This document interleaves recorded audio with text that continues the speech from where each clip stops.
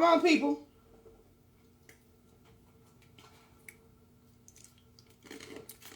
Let's see how long it takes this shit. I tell you, boy, this shit is incredible. What's going on, y'all? Oh, where's my other phone? Oh, shit. Okay. What's going on? Hi. Okay, listen. Real quick now. I forgot to do Petty Tuesday yesterday. I was very busy. So I forgot to do Petty Tuesday yesterday. But if you guys did not see my last video, I only put it on YouTube. I didn't put it on here. So you got to make sure that you go on there and look at it because it's funny as hell. So let me pull it up. Okay, I'm gonna pull it up. So if you go on to YouTube, right? Because I want you to see it. Okay, I want you to see it. It's fucking hilarious. You go to YouTube and you go to my channel, which is McGloverful, McGloverful, like beautiful, McGlover, which is my last name, Full, McGloverful. Okay. Now listen, this is really important. This video, and then we're gonna talk about some other shit because I got to talk to y'all because I'm starting to get upset. Okay, so listen, this video right here is entitled "This Is Funny." Okay, it's entitled "This Is Funny." All right, I break down. So you know I got my little green screen going, right? So I got my little green screen going, and what I do is I Google the BLM, their wives. I Google the AG, they wives, people's backgrounds. I Google all this stuff, right? And I prove to you that all these people are dating and or married to white people. They're not married to black people. They're married to white people. So if you have not oh, thank you so much. If you have not gone onto my YouTube and watched that video, you need to watch it. Because I also prove that Professor Cornel West, wife is white. Y'all know who Cornel West is, don't you? Let me help you. This is not what we're going to talk about today. But since I didn't do Petty Tuesday yesterday, I didn't want to leave y'all hanging. I want to give you something. Okay? I want to give you something for your Petty Tuesday. I know it's Wednesday, but I want to make sure that you have something so that you can have some pettiness in your life. Okay? So I go through everybody on here now. I go through everybody on here. Hey, friend, what's going on? I watched you when you did it. It was hilarious. Yes, it was. Okay? So listen. Wait. Okay, wait a minute. Let me see if I can find it. There it is. There it is. About the 17th mark. About the 17th mark. Bam! Okay? So you people need to go on there, go onto the YouTube channel. It is entitled, the name of the video is This Is Funny, but it's on my personal page entitled McGloverful. That's the name of my page. Okay? McGloverful. Okay? Now, I'm on here to talk to you about something else. Okay? We're going to talk. I mean, it's kind of within the same understanding of that. Okay? So we're going to talk about something else. I hope you're having a good day. Friends said Wisdom Wednesdays. Yes. AKA Petty Tuesday. That is correct. Okay? So we'll do Wisdom Wednesday and Petty Tuesdays. Okay? Okay, fantastic. Here's the thing. Okay? I want to talk to you about something because, again, Auntie has to come on here and help y'all. Which I don't mind. I don't mind coming on here and helping y'all. Okay? I'm going to come on here and help y'all. Yes, McGloverful, you spelled it right. McGloverful. Okay?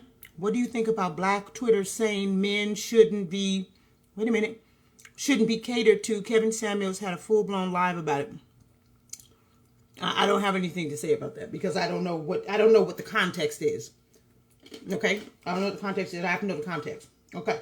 But listen, let me tell you what I came on here to talk about. Okay, ready? And then you can ask me questions or whatever. Okay. So, I was on the phone with one of my clients who happens to be a melanated man. He's a black man. He's an African American, whatever you want to call him, black man who has a son. His son is a teenager, so he's like 15, 16, whatever. Okay? Now, he's like, you know, my son is being lazy. He's not doing what he needs to be doing. And, you know, I don't understand it. You ain't even got to go to school. All you got to do is roll out of bed and log on to the computer. He doesn't want to do that. For school, he's just lazy. All he wants to do is, you know, get on his phone, get on social media and stuff like that, and smoke weed and have sex. Okay. And he's like, you know, I understand it. You know, I was a young kid myself, but I still had drive. I still, you know, was thinking about the stuff I wanted to do with my life. You know what I'm saying? And blah, blah, blah, blah, blah. Y'all following me so far? Okay, fantastic. I just don't know what to do with him. I said, well, let me explain something to you. So I want to explain what I explained to him. I'm going to explain it to you, but I'm going to go a little bit further into some word definition because, you know, I like to understand the meaning of words, and I want you guys to understand the meaning of the words. Okay? Fantastic. All right. So I said, let me help you. I said, your son is being told by social media and everyone all over that it doesn't matter how hard he tries. It doesn't matter how much effort he puts into it. It doesn't matter how much discipline he has. It doesn't matter how much focus, laser-eyed focus he has. It doesn't matter because he is a black young man. This system, which is this big conglomerate of imaginary monsters, and some that are white, and some that are Asian, and some that are other colors, and so these people are coming up against you, and they have created a system. And this system is so big and so monstrous and so deadly and has its eyes set on you that no matter what you do, you will not succeed. I said, and then you have, now this is a 15-year-old boy, right? I'm talking to his father.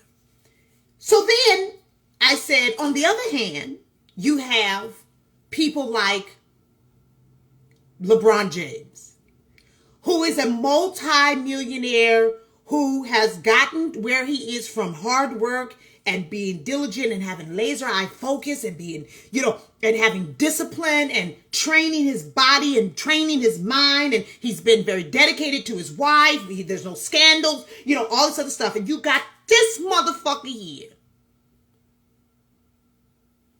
who has said out of his own mouth that he is afraid to go outside.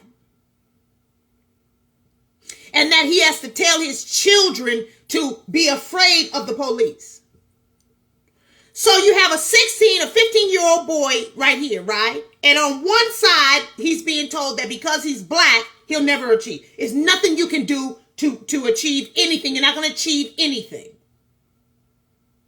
And then on this side of him, you have someone who has achieved through diligence and through discipline. And he's telling you, well, even if you do achieve, you're still going to be frightened. You're still going to be scared for your life. You're still not going to be happy.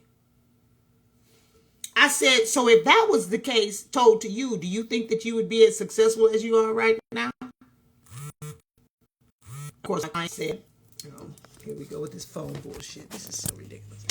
And so, of course, my client said, well, no, you know, I wouldn't be where I am. I said, what is happening to these children? And what is happening to people all over the world is they are getting rid of hope. They're getting rid of hope. Not faith, but hope. So let me tell you what the definition of hope is, and then we're going to go into the definition of faith. Because I want you to know the difference so that you can understand how badly you are being screwed up the rear right now. and your children. And your children. The word hope means to cherish a desire with anticipation, to want something to happen or be true, to cherish something and to desire it with anticipation, with great expectation, right? Like I anticipate, I expect for this good thing to happen and to be true. The second meaning is trust. The other transitive verb is to desire with expectation of obtainment or fulfillment. To expect with obtainment, meaning I can obtain it, I can have it, I can do it, I can do it. I have a hope and a great anticipation and a great expectation through behavior, focus, and discipline that I will obtain, I will have what I have worked for, what I want, what I expect. That's hope. That's what hope means. It also means to expect with confidence. Listen to me, people. This is very important what's happening.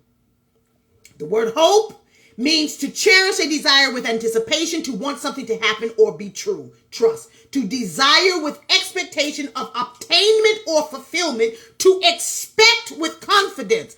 I expect it confidently because I have put into it, I have caused a cause which will cause an effect. I am the cause, thus I will manifest the effect. I'm doing it with confidence. I know that I will have it because I have done whatever it is that I need to do to get it. I hope. I have hope. You understand? My hope is built on nothing less than Jesus' blood and righteousness. I dare not trust the sweetest frame, but wholly live on Jesus' name. My hope is built. You understand? That's a song, okay? We used to sing it all the time, okay? Now, when you take away hope and you tell people, well, it doesn't matter what you do, you'll never win. That's like telling a child when they were children. It's like telling you when you were a child, when you were 5 and 7 and 10 and 11 and 12 and 14, oh, you ain't gonna be shit. You too dark to be shit. Oh, your hair too nappy. Oh, you too fat. Can't stop eating with your fat ass. You ain't gonna be shit. You see what I'm saying? And if they say that to you over and over and over and over again, it will diminish and deplete the hope that you have inside of you. Okay? Now, let's go to the word faith. Okay? Now, you already know what hope means. Let's go to faith.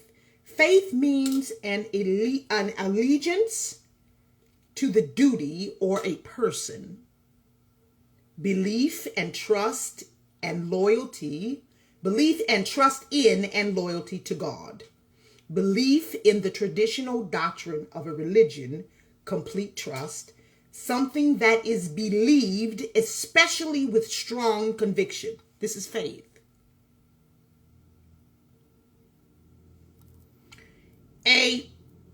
Your faith it doesn't really have much to do with hope, baby. Faith, friend said, you must have been there with me. I had a grandmother that got me through. Yeah, oh yeah. Oh yeah. See, faith is not hope. Faith is a loyalty and or belief based on conviction that someone else. Oh, I'm talking good today. Faith is a belief based on strong conviction that someone else or somebody else will do something for you. Now listen to me. Now I'm trying to help you. I'm trying to help you, ho. The word faith means an allegiance to duty or a person, an allegiance to a person or to a duty. The belief and trust in and loyalty to God. That's something or someone else. Belief in the traditional doctrine of religion. Complete trust. Something that is believed, especially with strong conviction. That's what faith means. It means that I have the faith that something or someone else or something is going to happen outside of who I am to bring about whatever it is that I want. But that's not hope. Hope is a strong understanding with great confidence and anticipation that what will come to pass has been shaped by your action. God damn it, I'm preaching today. You motherfucker. You hear me what I'm saying? Hope is based on the ideology of behavioralism. It's based on a process that I'm going to format. I'm going to formulate. I'm going to be an alchemist. I'm going to chemically change my environment and experience in this life. That's what hope is. Hope is, I live in the ghetto, but I'm going to do whatever it takes. I'm going to read books. I'm going to go to school. I'm going to practice. I'm going to practice my instruments. I'm going to practice basketball. Whatever it is, whatever you're doing, you're changing the dial, if you will, to make sure that the manifestation is a mirror and or reflection to the work and the behavior and the hope that you've put into it. I'm hoping in great anticipation and great expectation with confidence because of what I put into it.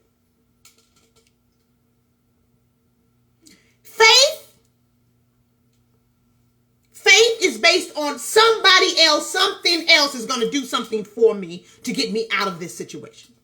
That's faith.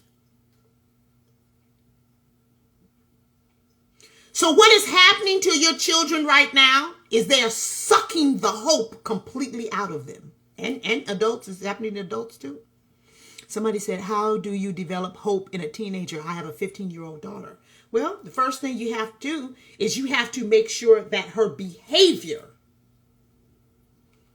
is causing hope. So in other words, and it's building hope. In other words, you've got to get these kids off this social media. You've got to get it because they're just constantly telling them, you can't do it, you can't do it, you're not going to be able to do it, you're not going to be able to do it. You've got to get them off of social media. You've also got to get them actually doing something that produces something. Okay? So what do I mean by that? Music is very good. Music is very, very good. When you can, some kind of art where you can take nothing and make something. Okay? Farming, have her plant a garden, have her plant some fruits and vegetables or some shit, have her do something where she can produce and see that through her own hands, she was able to do something. Okay? You have to have an action. Okay, I can't deal with this no more. Hold on, y'all. I'm getting frustrated.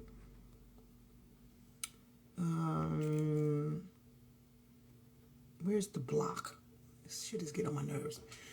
You have to be able to hope is based on you doing something yourself. Okay? So what you want to do is you want to get these kids away from too much technology because technology does everything for you. Okay? Get her in the kitchen. Make sure that she's cooking. Is she cooking? Make sure that she knows how to cook. You like tacos? Okay, well, let me show you how to make, you need to be cutting up the onions, cutting up the celery. I mean, we usually people put celery in it. Cutting up the onions. If you're going to put some mushrooms, your tataki mushrooms, you're going to put something in the ground meat, you're going to make turkey, you're going to make beef. What kind of meat you're going to make? Are you going to make vegetarian? What are you going to do? Then you're going to get the cheese. Don't get no grated cheese. Get the block cheese and make her grate the cheese herself from the grater. Do you understand what I'm saying? But it no more microwave shit. She enjoys cooking. Very good. So if she enjoys cooking, then that means then you guys should be cooking something else. So start making different types of food. You know, learn how to make your own French fries from scratch. Learn how to make your own Chinese food. Learn how to make sushi. You understand what I'm saying? Now you've got to expand. If she loves to cook, then do something else. You've got to make sure that she is producing something, because that will let her know that she can do things. You understand what I'm saying? My daughter is lazy and she isn't interested. Well, guess what, honey? Oh, well, you got to get these kids up. You got to get these kids up. You have to say no more TV, no more social media. You just can't do it. Come in here with me. Thank you so much. You're so welcome, honey. Come in here with me. Let's do a book club together. Let's do, let's figure out how to sew. Let's sew. Oh, you want this dress? Okay, well, let's figure out how to make it. You cannot allow this, whatever this is, movement or whatever. You cannot, thank you for motivating us as a family. You are so welcome. You cannot let these people suck the hope out of your children.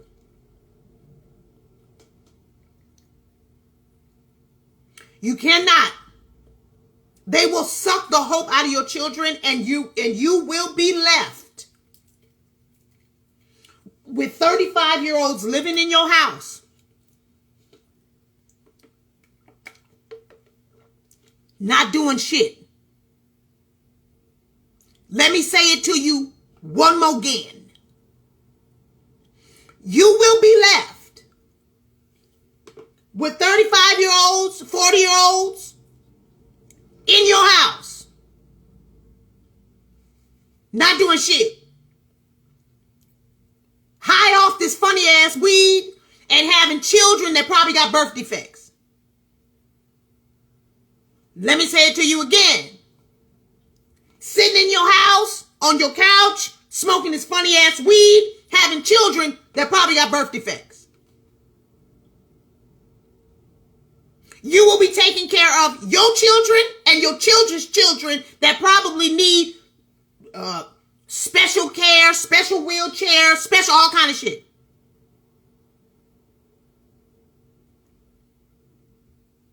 What has happened is you parents, now you're not going to like this very much, but I don't give a shit. It is wartime. This is serious business. I already told you, I don't have time to discuss it and negotiate with you anymore. The truck is barreling down the road. It's time for you to get out of the street. Some of you parents have enjoyed the fact that your children are in their room, on their iPads, on their computers, on their cell phones. It gives you a break.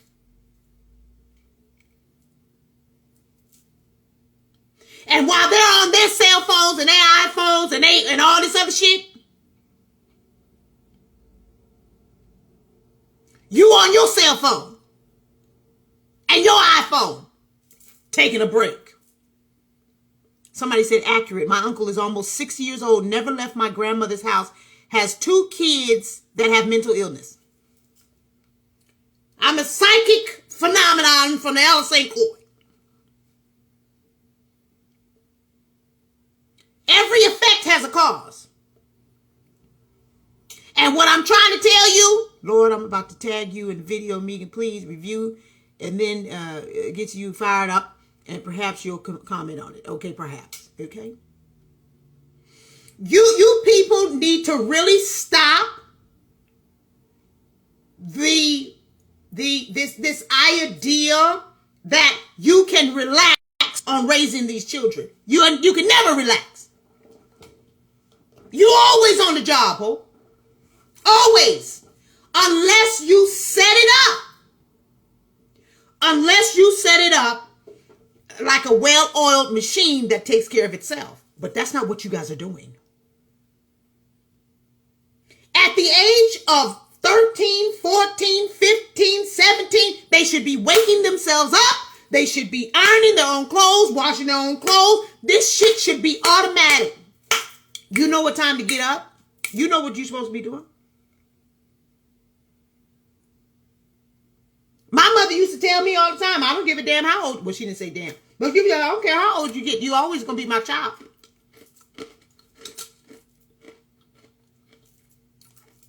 That'll never change. You ain't never going to be too grown. Watch yourself now. For you missed your two fronts. There is no rest. There is no break. The only way that you can take a break is if you set those children up so that they can give you a break. I tell my clients that are parents all the time, I tell them, you need to have a schedule. These children need to know what they should be doing at a specific time. They should not have to ask you. Nor should you have to keep coming in their room, knocking on the door, talking about, it's 4 o'clock. Did you do your homework? Did you? What's going on? They ought to already know. And if you don't do what's supposed to be done on the schedule, then we start taking away privileges. Because I don't have time for this shit. I don't have to beg you to do the right thing. I don't have to beg. I have to beg you to clean your room, and I have to negotiate with you to wash the dishes and to go. Oh God! I have to try to figure out how I'm gonna get you to get on the computer to go to school and all. Oh no! Y'all are really fucking up.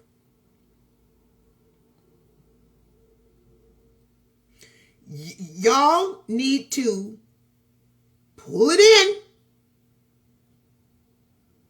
Some of y'all, you done gained 20 pounds, 30 pounds from this COVID bullshit. Get them kids up and make the kids work out with you. Come on, everybody get up.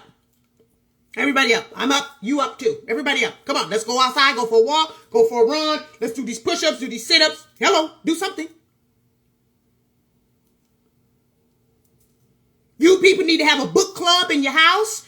Some of you people need to learn how to get a hammer and some wood and build a shed in the back. There's a whole bunch of broken shit in your house. Shit is broken. You people need to be fixing your closet doors and fixing your cabinets. And come on. This is a whole bunch of shit you ought to be doing. A whole bunch of shit.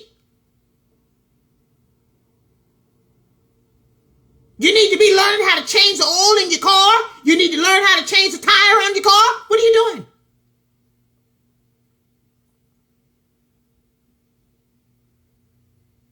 You need to take these kids down to the old folk home and have them read to the old people. Do something.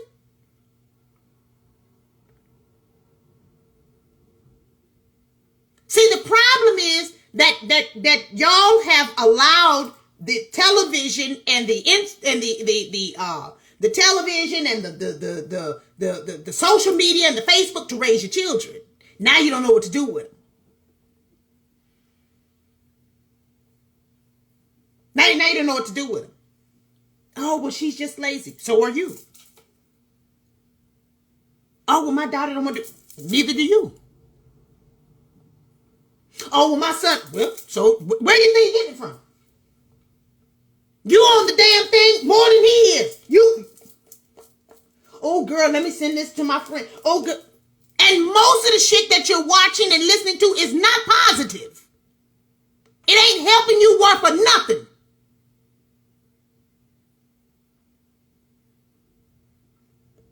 It's not helping you. You need to get a schedule. And you need to make sure 6 a.m. you need to be up. 7 a.m. brush teeth. 2 8 whatever. Boom, boom, boom, boom. Here it is. These are my expectations of you, son. These are my expectations of you, daughter. And this is how we're going to work this out. We are now going to be business partners in this family unit. I am the CEO, the CFO, the COO. You are one of the managers. I need you to manage yourself.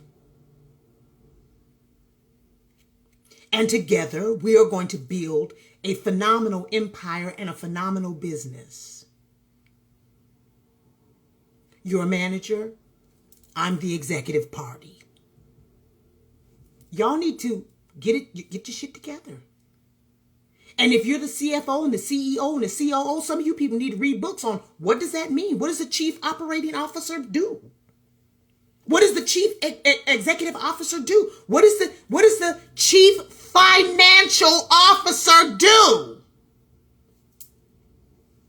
I don't want to do that for themselves, unfortunately. They don't want to do that for themselves, unfortunately. Spot on. Wait, let me read this comment. Hello, young queen. Yeah,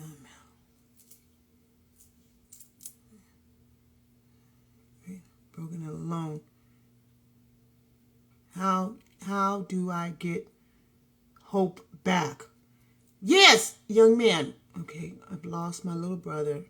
32 years old, I lost my little brother, my mother, and my older brother within 4 years. Oh, my God. Email me, sir. Jesus Christ. Poor baby. You got to email me because you got to get out of that grief. You got a lot of grief. So the grief makes you think that you don't have any hope. But grief and hope are two separate things. Okay? So I want you to email me, Megan@MeganMcGlover.com. You understand? Don't forget. And tell me what your name is on the thing. Okay? Okay? Megan@MeganMcGlover.com. I need you to email me straight away. Okay? Because that's just a lot of grief. And grief can suck away your hope. Because it means what grief tries to do is it tries to take away that you can't do anything because you couldn't save your family. See, it tricks you. See, grief tricks you. So what it tells you is you couldn't save your younger brother, you couldn't save your older brother, you couldn't save your mama, so just give up. But that's a trick. That's a trick. Because there's cause and effect. Death comes as a cause and effect. I know it's kind of weird, but we'll talk about it more. But death, when I talk to you about it and I get a little bit more of an understanding about the situation, sometimes death is a release and relieve, if you understand. You just brought tears to my eyes. I will email you ASAP. Okay, good. Okay. I don't mean to make you cry, but I want you to free yourself from this guilt of still being alive. You know what I mean? Like this guilt of what am I going to do? I can't do nothing. You know, it took my mother, it took my brother. You see what I'm saying? And what we're going to do is we're going to find the power. We're going to find there's power in having ancestors and having, there's a lot of power there. So you don't want to lose hope, but you have to know how to understand grief and how to move that thing around. So we're gonna get it together, okay? We're gonna get you send me an email, okay? You send me an email, and we're going to get it together. Okay, now the rest of y'all's. The book is entitled, you see the poster back there, don't you? I know you see it. Where's my book? The book is entitled Stop Lying. Okay? Now, you need to get this book. Thank you. You're welcome, honey. You need to get this book. And let me tell you why. Because a lot of you are lying to yourselves. And what I do in this book and in the workbook is I break down the lies that you have been told, and then the lies that you're now telling to yourself and the lies that you're telling to others, and how it's affecting you. Like, for example, my daughter's lazy. She don't want to do nothing. Well, that's probably true.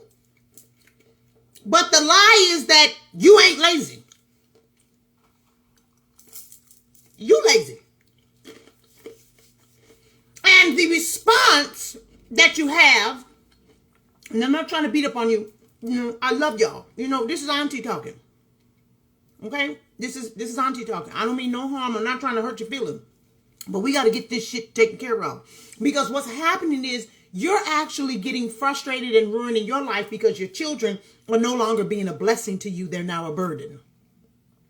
And you thought that when they were 5 years old and 7 years old and 10 years old, that by the time they were 13 and 14 and 15 and 16, that life would be much easier. But now it's just been one big fat slap in your face, and you're trying to figure out how you can maintain, because now you don't have any more time than you did when the child was 2.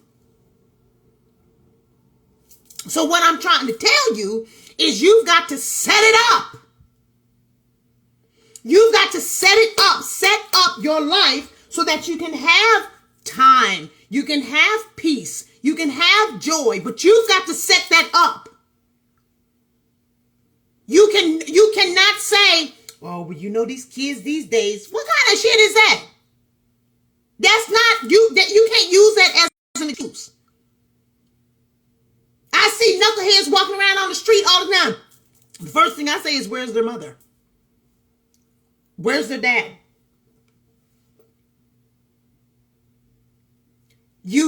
Step 1, you need to write down a schedule for you and a schedule for your children. And you can put some of your information in your children's schedule if you would like. But however, they don't need to know everything that you're doing. It ain't their business. But the first thing that I do with my clients is we go over a schedule. Of course, no, wait. Am I taking more clients right now? Shit. Let's see, first come, first serve. I don't know how many slots I have open, but you can go to McGloverful.com. Go to my website, McGloverful.com, and go into the counseling session and set up your 3 sessions if you want. But the first thing that I do is we go over a schedule. Because you don't realize how much time you're actually wasting. Some of you don't go to sleep till 2, 3, 4 o'clock in the morning, and you're tired as hell, and you're groggy, and this and the other. And I say, well, what were you doing? Why didn't you go to sleep at 10 o'clock? Oh, well, I got into bed, and then I got on Facebook, and then I went over to Instagram, and I was looking at TikTok for a little while, and then, I dozed off a little bit. Then I woke back up. I had to go to the bathroom. And then when I went to the bathroom, I came back and got on my phone.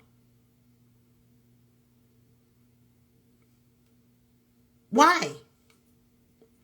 Is there something going on? Are your dreams in your phone? Is your REM sleep in your phone?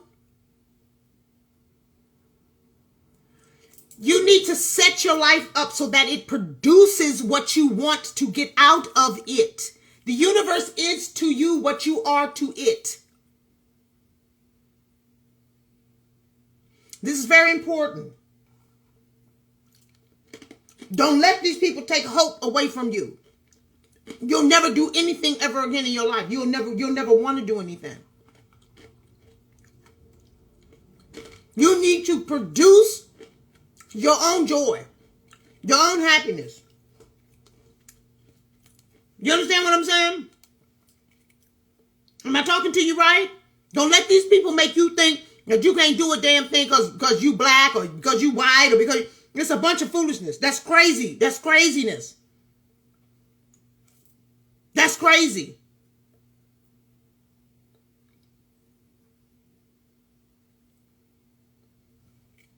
Okay? Are signed copies of the book available? Yes. Go to, what's the name of the book? StopLyingBook.com. StopLyingBook.com. StopLyingBook.com. And then when you scroll down to the part that says, explore, I think it says explore merchandise or something like that. You click that and there's a VIP book that comes with my signature.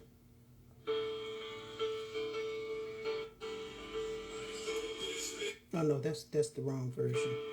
What kind of version of this? This is the wrong version. I want the old school version. I guess they don't have it. Anyways, I was going to play y'all My Hope is Built on Nothing Less, the hymn, because I know y'all don't know. But anyway, if you was raised in a church, thank you, IMSNL. I sure do appreciate that. StopLyingBook.com. Go on there and get the book. If you haven't ordered the book, I don't know why. I really don't. I've done readings. You want me to do a reading? I'll do another one right now. Here we go. Look, I just opened the book. Bam, right there. Chapter 9. Lies beget lies. Ready? The danger with lying is the more lies you tell, the more mandatory they become. One lie is never enough. More lies must be told to cover up the first, second, and third lie. Literally, lies beget lies. That's the name of the chapter. Lies beget lies.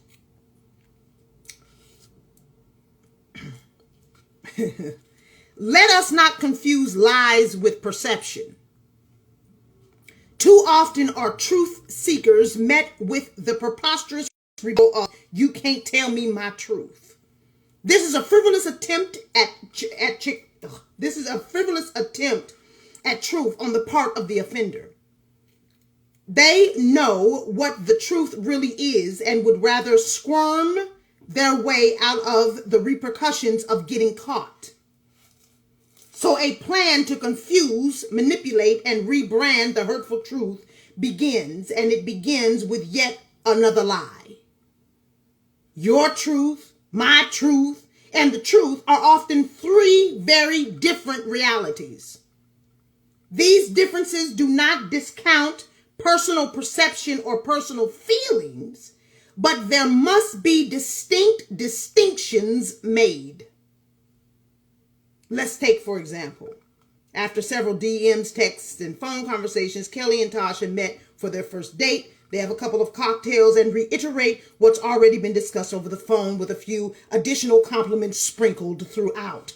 After a very intense roll in the hay, Kelly begins requesting Tasha's presence more and more. Spend the night. Let's meet for lunch. I miss you, and so on. Tasha recognizes that this is not what she intended and immediately explains to Kelly over an unplanned dinner that she is not interested in a committed monogamous relationship. Kelly refuses to beg, agrees, lies, that she too was only interested in something casual. That night began, what somebody said? Okay. That night began in the car ride to the house and was spent yet again in the bedroom, kitchen, and living room. For the next 2 weeks, Tasha and Kelly were together every night until someone left their phone unlocked. This invasion of privacy ended in a screaming match over the other two women Tasha was also dating. Who lied? Who told the truth? What is the real truth? Number one, both lied over the phone and via text messages because Kelly should have revealed her desire to be in a monogamous relationship at the beginning, and Tasha should have disclosed that she's only interested in dating. Number two, Kelly lied when she did not immediately speak the truth at the dinner table about what she really wanted instead of saying the things she thought Tasha wanted to hear. Number three, Tasha's behavior was a lie, spending the night after night, day after day with Kelly, and was in direct contradiction to the words we all know. Actions speak louder than words. So in other words, Tasha kept spending time with her like she was in a monogamous relationship. However, her words and her actions were not the same. Number four, Kelly lied when she snuck into Tasha's phone and clearly has been lying to herself about whether she trusted Tasha or not in the first place. If you have to go sneaking in somebody's phone, you must not trust them in the first place. Tasha lied. Number five, Tasha lied when she didn't tell Kelly about the other women she was dating. Perceptions.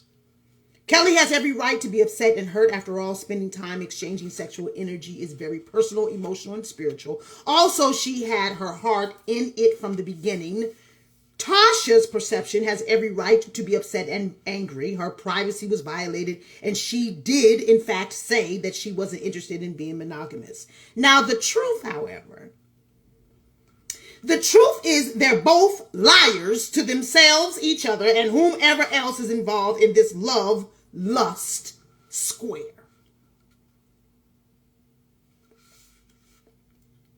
Both can argue until the cows come home about who's right and who's wrong.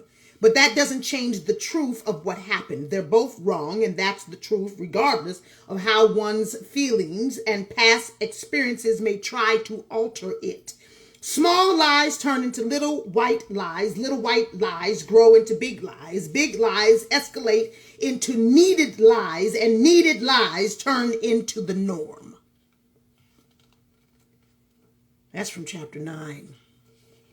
I sure do hope you get the book. Am I frozen? I wouldn't be surprised. Bunch of bastards. Hello.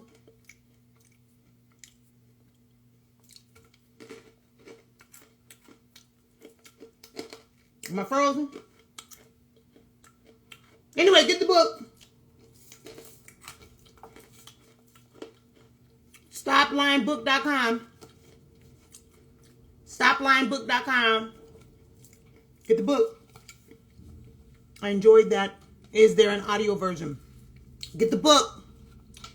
I am doing an audio version in my own voice. But get the book. And get the workbook. This is good money. StopLyingBook.com. If somebody just now saying you're not frozen, well, it must have been some kind of delay. If you just now saying, oh look, just now saying no. Nice, thank you. You're so welcome. These are those wasabi peas. Oh, they're so good. Don't you love them? Friend said I'm waiting patiently. It's coming. Get the book. It says on there, I think we start sending out July 15th. But some of you will get it before then. Some of you like friend. I love you guys so much. Thank you for being on here with me. Do not let anybody take away your hope. You got to produce with your hands. You got to get up and do something. You got to have accomplishments. You got to feel good about yourself. You got to feel good about your life. I need to turn on the air conditioner. It's hot. You got to feel good about yourself. You got to feel good about your life. Because if you don't, you won't have any hope. Oh, Carissa said, I just ordered mine off the sign. All right, baby. Good. Good, good, good. Good. Okay? You better get the book. Get the workbook. Trying to help you. Bye, guys. I'm out.